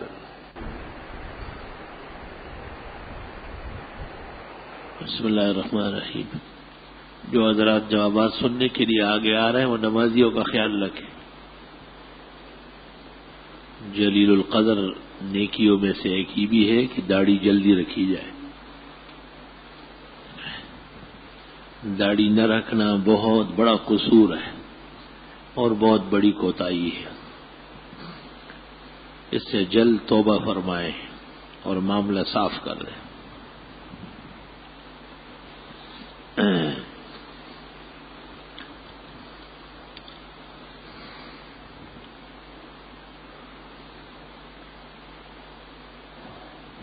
راجح یا راجح لفظ ہے، اس کے معنی راجح کے معنی ہیں زور والا، طاقت والا، اور راجح کے معنی واپس ہونے والا۔ جنازے کو جب لے کر چلتے کلمہ شہادت بآواز بلند یا آہستہ پڑھنا چاہیے۔ الجوہر النیر شرح قدوری اور در مختار دونوں میں ہے کہ جنازے کے ساتھ ساتھ ذکر بالجہر کرنا منع ہے، مکروہ ہے، دل میں کرے اور قبر کی طرف جانے کی توجہ رکھے۔ پڑھ کلمہ شہادت خالص بدعت میں سے۔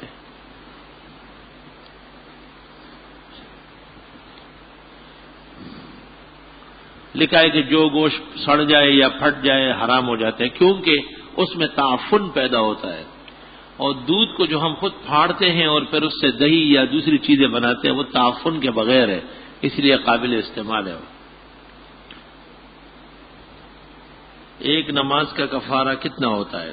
جتنا ایک سرسایہ آپ نے دیا اس سال جو فطرہ دیا ہے اتنا ایک نماز کا بنتا ہے، اور وطر حنفیہ کے نزدیک مستقل نماز ہے، اس لیے روزانہ 6 نمازوں کا فطرہ بنے گا، فدیہ بنے گا۔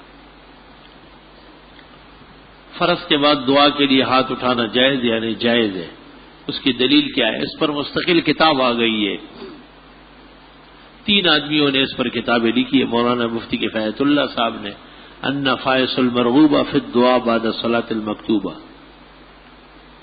اور مفتی محمد شفیع صاحب نے احکام دعا، اور حضرت حکیم الامت نے استحباب الدعوات بعد الصلوات، امداد الفتاوی جلد اول صفحہ 550۔ ہمارے مخدوم اور بزرگ مولانا محمد عبد المعبود صاحب جو محقق عالم اور مورخ ہے، انہوں نے ابھی فرض نماز کے بعد اجتماعی دعا پر کتاب لکھی ہے، اس میں میرا بھی ایک فتویٰ شامل ہے، ہمارے کتب خانے میں ہوگا، اگر نہ ہو تو اس کو کہو لا کے رکھ دیں، نہیں رکھا ہے۔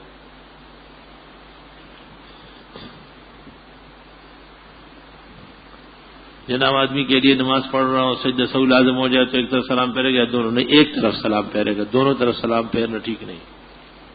پچھلے جمعے کو آپ سے سوال کیا گیا تھا کہ اگر کسی خاتون کا شوہر لاپتہ ہو جائے تو دوسرے نکاح کے لیے کتنے دن انتظار کرے؟ آپ نے اس کا جواب دیا کہ 120 سال۔ تو یہ کس طرح ممکن ہے؟ ممکن ہو جائے گا، 123 سال میں پھر شادی کر لے گی، بوڑھی اماں بغیر دانتوں کے دلہن بن جائے گی، منکر نکیر اس کو قبر کے اندر حلوا کے کھڑے دیں گے۔ مطلب یہی ہے، خدا تجھے عقل راشد دے کہ جب خاوند نامعلوم ہے کہ مرا یا نہیں، نکاح نہیں کر سکتی ہے، انتظار زوج فرض ہے، تکلیفیں گزارے، مصیبت پیٹے۔ چونکہ یہ واقعات ہندوستان میں بہت کثرت سے ہوئے تھے، لوگ چلے گئے باہر اور پھر واپس آئے ہی نہیں، اور غالب گمان یہی تھا کہ مر گئے ہو۔ تو مولانا اشرف علی صاحب نے ہندوستان بھر کے علماء کو جمع کیا اور پھر ان کے سامنے ان غریب عورتوں کی پریشانی اور بے کسی رکھی، اور پھر امام مالک کے مذہب پر ایک فتویٰ لکھا گیا کہ جب ہر طرف سے بے خبری ہو گئی اور کوئی پتہ نہیں چل سکا، اور اس کے عام طور پر اس کی عمر کے لوگ بھی مر گئے، تو اس خاتون سے کہہ دیا جائے کہ وہ میت کی وفات کی عدت گزارے 4 مہینے 10 دن، 4 سال یا 7 سال کے بعد 4 مہینے 10 دن کی عدت گزارے اور پھر شادی کر لے۔ لیکن فتویٰ یہ کہ اگر پھر بھی وہ خاوند بحال ہوا، آ گیا کہیں سے بولا بسرا، تبلیغ جماعت میں جا چکا تھا اور آ گیا، تو بیوی اسی کی ہے اور دوسرا نکاح ڈسمس ہو گیا، اگرچہ بچے ہو چکے ہو۔ مولانا اشرف علی صاحب نے اس پر کتاب لکھی، اس کا نام ہے الحیلۃ الناجزہ للحلیلۃ العاجزہ۔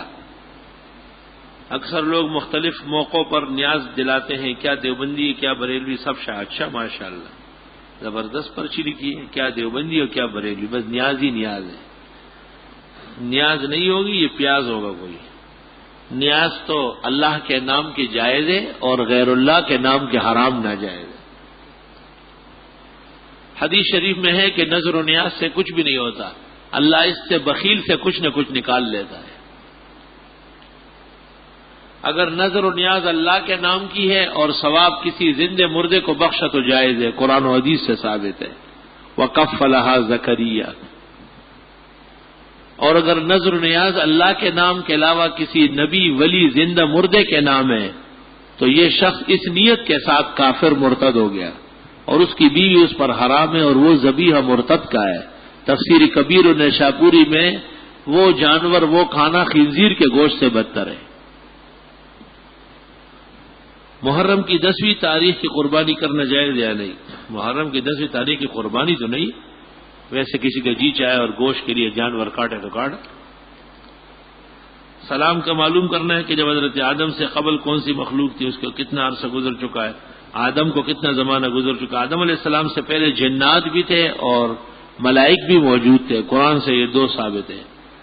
ابراہیم علیہ السلام اور حضرت عیسیٰ علیہ السلام کے درمیان کتنا سال ہے؟ تقریباً 1500 سے زیادہ پر اتفاق ہے، بعض کہتے ہیں 2 کے قریب ہے۔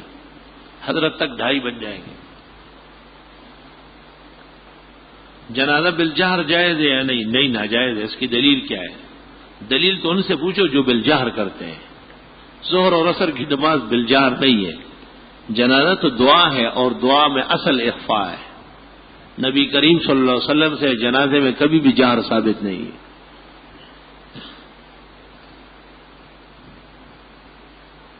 ٹھیک ہے؟ ہاں؟ اچھا، افیون کی کاشت کرنا بیچنا کیسا ہے؟ افیون تو ایک فصل ہے، البتہ اس سے افیون بنانا اور پھر ہیروئن بنانا یہ ناجائز چیزیں ہیں، اور اگر جائز کاموں کے لیے ہو تو درست ہے. آپ نے فرمایا کہ 10 محرم کو گھر والوں کو اچھے سے اچھا کھانا کھلائیں تو اس سے سارا سال گھر سے یہ ہو جائے گا. تو اس بات کی مفتی رشید نے سختی سے، مفتی رشید صاحب حجت نہیں ہے، وہ بہت ساری صحیح چیزوں کا رد کر چکے ہیں. مفتی رشید صاحب بعض چیزوں میں سب غلطی پر ہے. میں نے تقریر میں اس طرف اشارہ کیا لیکن آپ سمجھے نہیں اس کو.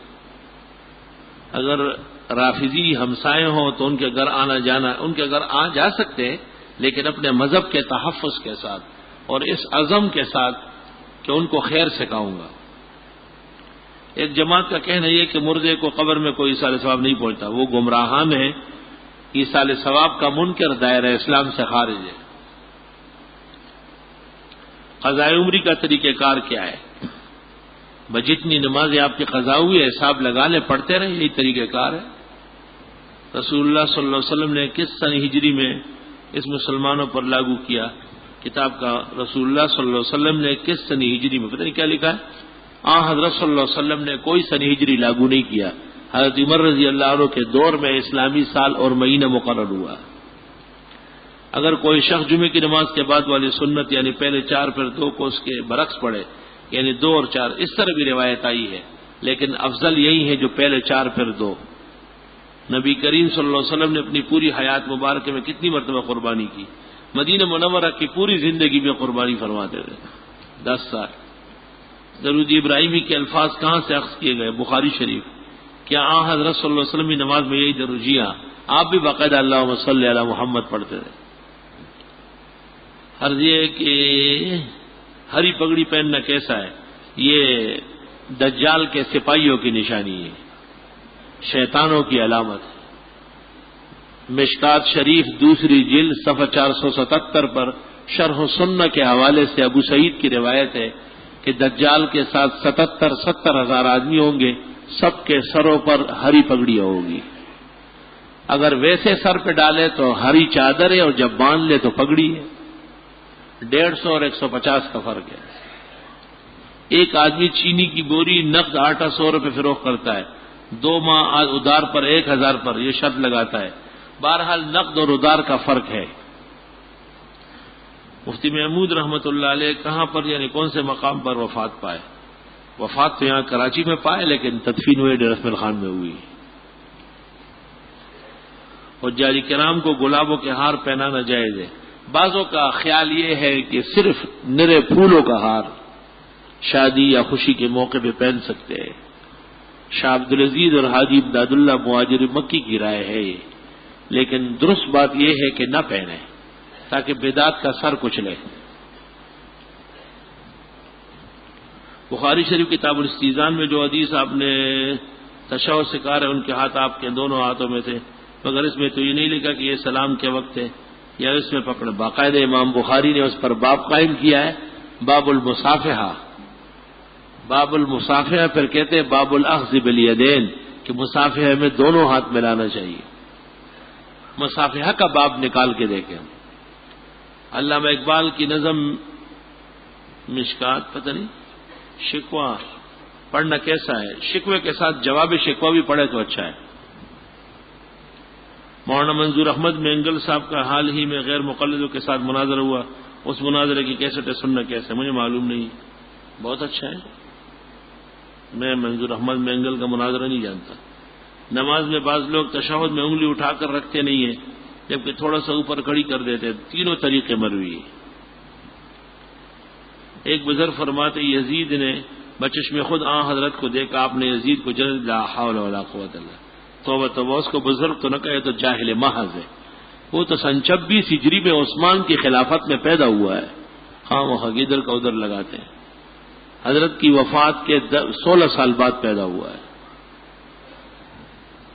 کیا فرماتے ہیں آپ مسئلہ حاضر کے بارے میں کہ ایک آدمی عمرے کی نیت سے عمرہ کرنے گیا اور وہاں عمرے کر کے حج پڑھنے کے چھپ گیا. ایسے آدمی کا حج بالکل اس کا حج دور ثواب کا باعث ہے. غیرتی آدمی ایسے ہوتے ہیں، ایک کام کے لیے جائے 2 کر کے آ جائے. حکومت سعودیہ کو منع کرنے کا یا حکومت پاکستان کو پابند کرنے کا کوئی حق نہیں. اس لیے عمرہ کر کے حج کے لیے ٹھہرنا بہت مناسب بات ہے. کسی کے پاس وقت ہو تو یہی کرے، کوئی حرج نہیں اس میں. مولانا صاحب معلوم یہ کرنے کہ ڈاکٹر اسرار کے بارے میں علماء اہل حق کیا فرماتے ہیں. ڈاکٹر اسرار کا طریقہ کار مناسب نہیں ہے. مولانا یوسف لدھیانوی نے ان کا حال بینات کے قسطوں میں لکھا ہے. لکھا ہے کہ رافضی کالے کپڑے کیوں پہنتے ہیں؟ یہ کہتے ہیں کہ ماتمیوں کی نشانی ہے. اس کی تاریخ کیا ہے؟ جب حضرت حسین اور ان کے رفقا شہید ہوئے تو کہتے ہیں یزید کے گھروں میں کالے کپڑے پہنے گئے. اس میں یہ یزید کی سنت پر ہے. بچی کا نام عرفہ، پیدائش یہ بیمار رہتی، کیا یہ نام اس کے لیے مناسب ہے؟ عرفہ تو ٹھیک نہیں ہے نا، بڑھتا چڑھتا نام منع فرمایا ہے. رفیع نام رکھے ٹھیک ہو جائے گی. مسئلہ آدھے کہ شریعت کی روح سے رہنمائی فرمائے. مسئلہ ہے کہ اکثر لوگ ٹیلی فون پر نکاح کر لیتے ہیں. ایسے نکاح کی شریعت میں کیا حیثیت ہے؟ ٹیلی فون پر نکاح کا طریقہ یہ ہے کہ جیسے ایک فریق یہاں ہے اور دوسرے فریق باہر ہے، اس کو اطلاع کر دی گئی.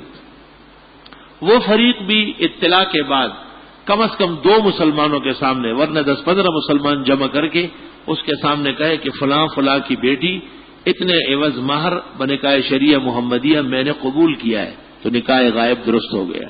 ٹیلی فون پر منعقد نکاح یا طرفہ نکاح ہے، دوسری طرف بھی قبولیت ضروری ہے. کچھ لوگوں نے یہ پروپیگنڈا کر رکھا ہے کہ اپنے شیخ کے علاوہ وہ کسی کا بیان سنتے نہیں ہیں. اگر مجبوراً کہ دوسری مسجد میں جمعہ پڑھ لے تو بیان نہ سننے کی وجہ سے دیر سے آئیں گے. اپنے شیخ کی تصانیف کے علاوہ دیگر علماء کرام کی کتابیں نہیں پڑھتے، دوسروں کو بھی اس کی تشبیہ. یہ بات صحیح نہیں ہے. اس سے پتہ چلتا ہے کہ ان کے شیخ غلطی پر ہے. اگر اور علماء کا بیان سن لے تو پتہ چل جائے گا کہ اس کی تعلیمات غلط ہے. عقیدہ حیات الانبیاء کے متعلق جو فیصلہ آپ کے نزدیک حق ہے، عقیدہ انبیاء حیات کا برحق ہے. اللہ نے قبر میں برزخ میں انبیاء کو کامل حیات عطا فرمائی. یہ حیات روح اور جسم کے ساتھ ہے اور دنیاوی حیات سے بڑھ کر ہے. میں جو بھی کام کرتا ہوں تکمیل تک نہیں پہنچتا ہوں، ناکامی ہو جائے. آج تک مستقل روزگار نہیں مل سکا. گرمی میں مالی اعتبار سے یہ وہ کثرت سے استغفار آیت کریمہ پڑھتے رہے، خیر ہو جائے گی. مولانا انور شاہ حافظے کے لیے جو وظیفہ مقرر ہے قرآن مجید کی کون سی صورت ہے؟ اس سے کتنے مرتبہ پڑھنے ہیں مجھے معلوم نہیں ہے کون سا. وہ آپ دیکھ لیں گنجیر اسرار میں. آپ سے پوچھنا یہ تھا کہ ایک حدیث ہے کہ مومن پر مومن کی جان و مال عزت و آبرو سب حرام ہے، تو کیا کافر کی جان و مال و عزت و آبرو حلال ہے؟ کافر محترم نہیں ہے نا، وہ قابل احترام نہیں ہے تو اس کا مال بھی احترام کا لائق نہیں. باقی ہمیں لینا جائز نہیں ہے بغیر غذا کے. اللہ تعالیٰ فرماتے ہیں کہ تم میری نافرمانی کرو گے میں تمہیں دنیا میں عذاب دوں گا، جبکہ اللہ یہ بھی فرماتے کہ اپنے نیک بندوں کو تکلیفیں دے کر آزماؤں گا. دونوں میں زمین و آسمان کا فرق ہے. نیک بندوں کے درجات بلند ہوتے ہیں اور معاصی اور گناہوں والوں کی پکڑ ہوتی ہے.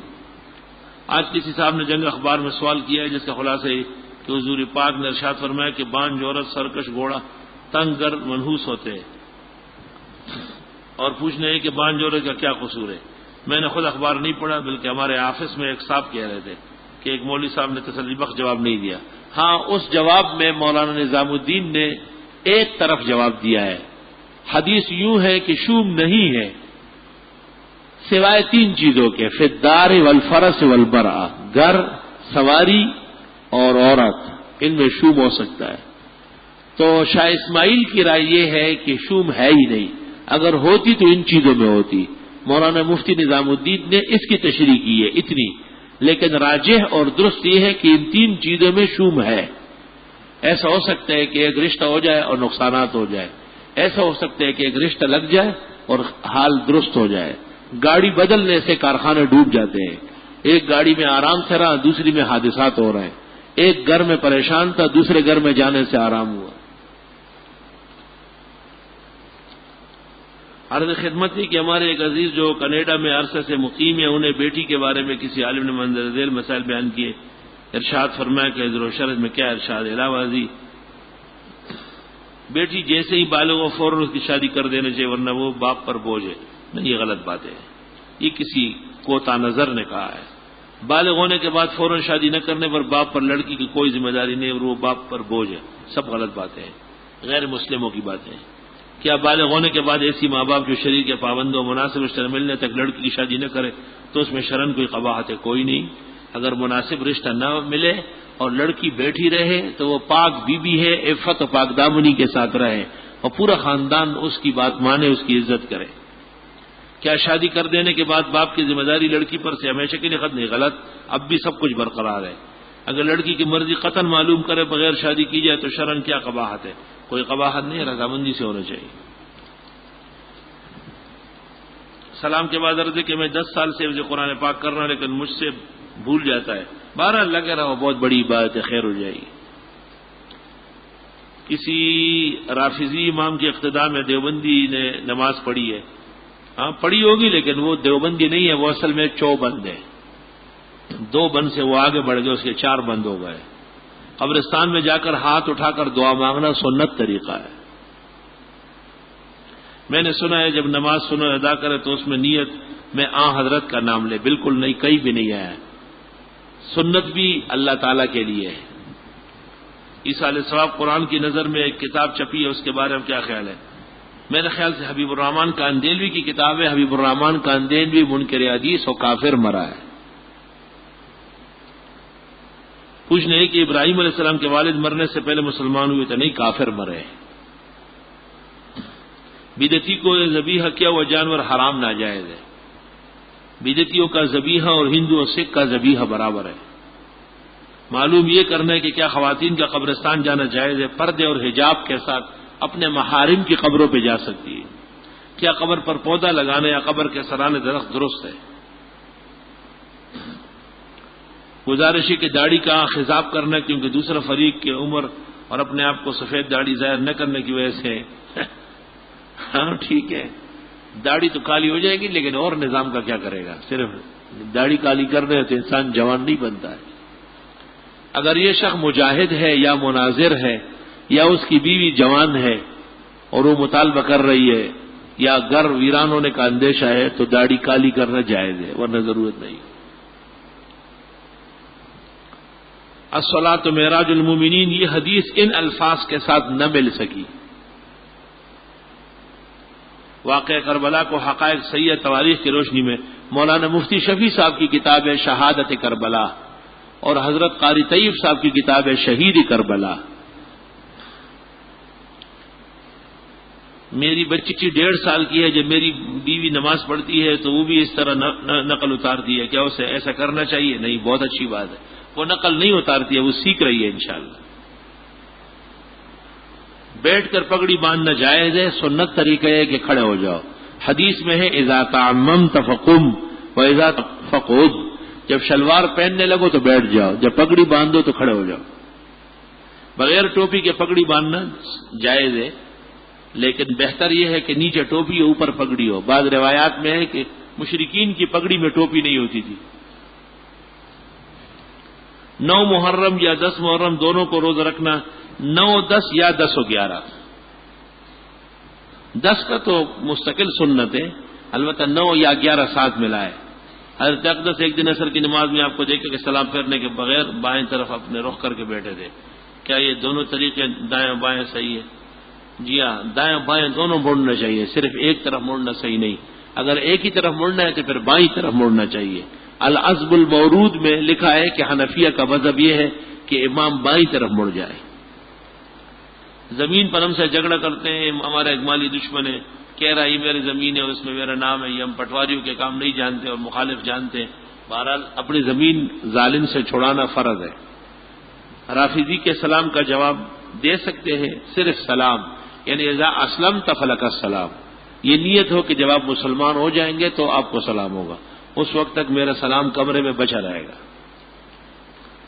قرآن خوانی یا اس طرح ثواب جائز ہے، جب قرآن پڑھو مردے کو زندے کو ثواب بخشو۔ بدعتی جو نماز سے پہلے اوقات میں حی علی الصلاۃ پہ کھڑے ہوتے اس کی حقیقت کیا ہے؟ فقہا نے لکھا ہے تہجد کی نماز کی کتنی رکعت ہے، اس نماز کا افضل وقت کون سا ہے؟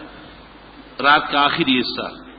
اکثر کتنی رکعت؟ کم از کم 2، درمیانہ 8، انتہا 12۔ اکثر کسی کے انتقال پر جو قرآن خوانی کی جاتی ہے اس میں قرآن پڑھنے کا ثواب کیا مردے کو ملتا ہے؟ اگر پڑھ لیا، لوگ تو ویسے فارغ لے کر کے باتیں کرتے رہتے ہیں، جب دعا شروع ہو جاتی ہے ہاتھ اٹھا لیتے ہیں۔ پڑھنے والے اور جس کے لیے پڑھا گیا دونوں کو ثواب ملنا چاہیے۔ قوت حافظ اور سبق یاد رکھنے کے لیے تقوی اور پرہیزگاری کی ضرورت ہے۔ میت کی تدفین کے بعد سرہانے کھڑے ہو کر کوئی مخصوص آیات بقرہ مفلحون تک اور آمن رسول سے اخیر تک۔ بدعتیوں کو یہ کہتے ہیں کہ نبی کریم ہر جگہ حاضر نہیں ہے اور اللہ ہر جگہ حاضر ہے۔ اگر مخالف نے یہ سوال کیا کہ اللہ کا پاک کہاں ہے تو آپ مجھے دکھائے، تو اس کا جواب کس طرح دیں گے؟ اللہ تعالیٰ ہر جگہ موجود ہے، یہ اختلافی مسئلہ نہیں ہے۔ وہ جب آپ سے ایسا پوچھیں گے تو وہ مسلمان نہیں رہے گا، اس وقت کافر ہو جائے گا۔ غلام اللہ نام رکھنا جائز ہے، بلکہ عربی لغت میں بچے کو کہتے ہیں، بارہ غلام بچے کو بھی کہتے ہیں اور عبد کو بھی کہتے ہیں، دونوں کو کہتے ہیں۔ بچے کو تو غلام نہیں کہتے، غلام